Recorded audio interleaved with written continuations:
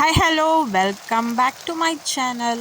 இன்றைக்கி நம்ம பார்க்க போகிற ஒரு டிஷ் என்னென்னு பார்த்தீங்கன்னா, சூப்பரான என்னோடய தம்பி ஸ்டைலில் செஷ்வான் சாஸ் தான் பண்ணியிருக்கோம்.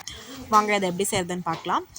செஷ்வான் சாஸ் பண்ணுறதுக்கு முன்னாடி நான் சுடு தண்ணியில் நார்மல் மிளகா ஒரு 10, காஷ்மீரி மிளகா ஒரு 10, ரெண்டுமே வந்து ஒரு 20 அந்த மாதிரி டோட்டலாக 20 குவான்டிட்டி எடுத்துகிட்டு நல்லா ஊற வச்சுருங்க ஒரு அரை மணி நேரம். அதுக்கப்புறம் மிக்ஸி ஜாரில் போட்டு இந்த மாதிரி அரைச்சிக்கோங்க. நல்லா அரைச்சதுக்கப்புறம் எடுத்து வச்சுட்டு பேன் வச்சு ஸ்டவ் ஆன் பண்ணிவிட்டு நல்லா பேன் காஞ்சதுக்கப்புறம் இதில் வந்து நல்லெண்ணெய் ஊற்றிக்கோங்க.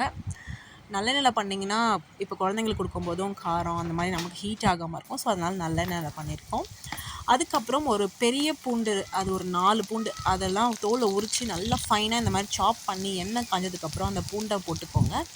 அதே மாதிரி ஒரு பெரிய சைஸ் இஞ்சி, அதையும் இந்த மாதிரி ஃபைனாக சாப் பண்ணி போட்டுட்டு ரெண்டுத்தையுமே நல்லா ப்ரௌனிஷாக ஆகிற அளவுக்கு இந்த எண்ணெயிலே நல்லா வதக்குங்க. அந்த எண்ணெயில் பார்த்திங்கன்னா அந்த பூண்டோட அந்த நம்ம போட்டிருக்க இஞ்சியோட அந்த வாசம் வந்து சூப்பராக அந்த எண்ணெயில் இறங்கியிருக்கும். நல்லா இந்த மாதிரி கோல்டன் லைட்டாக ஆனதுக்கப்புறம் நம்ம அரைச்சி வச்சுருக்க இந்த மிளகா பேஸ்ட்டையும் நம்ம வதக்கிட்டு இருக்க பூண்டு இஞ்சியில் வந்து இதையும் போட்டுட்டு நல்லா வந்து மிக்ஸ் பண்ணி கொடுங்க. இந்த மிளகா வந்து எல்லா பூண்டு எல்லா இஞ்சிலையுமே வந்து நல்லா மிக்ஸ் ஆகணும். இந்த மாதிரி பொறுமையாக பண்ணுங்கள். அப்போ தான் வந்து ஒன்றோட ஒன்றா எல்லாமே ஒட்டும். நல்லா பொறுமையாக பண்ணுங்கள். ஏன்னா வந்து நம்ம எண்ணெய்லாம் போட்டிருக்கிறதால நம்ம மேலே தெறிக்கும். நல்லா வந்து பொறுமையாக மிக்ஸ் பண்ணதுக்கப்புறம் எண்ணெய் பிரிஞ்சு வரும். அதுக்கப்புறம் நம்ம பேலன்ஸ் இருக்கிற அந்த பேஸ்ட் வந்து கொஞ்சோண்டு வந்து மிக்சியில் தண்ணி ஊற்றி அதையும் நல்லா கொதிக்க வைங்க. ஒரு 10 நிமிஷத்துக்கு அப்புறம் பார்த்திங்கன்னா இந்த மாதிரி ஃபுல்லாக சைடில் எண்ணெய் பிரிஞ்சு வரும்.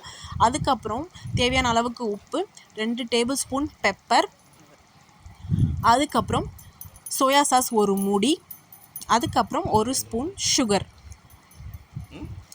சோயா சாஸ் வந்து ஒரு மூடி போட்டுக்கோங்க. ஏன்னா நமக்கு இந்த ரெட் கலர்னஸ் மாறக்கூடாது. அதனால் வந்து நம்ம ஒரு மூடி போட்டிருக்கோம்.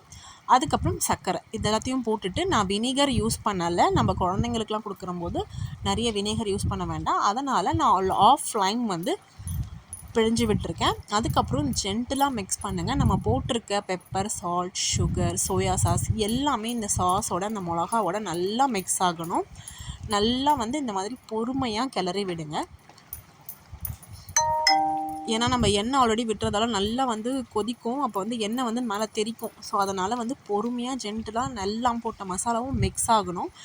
ஒரு 10 நிமிஷம் வச்சிங்கன்னா இந்த மாதிரி சலன்னு கொதிக்கும்.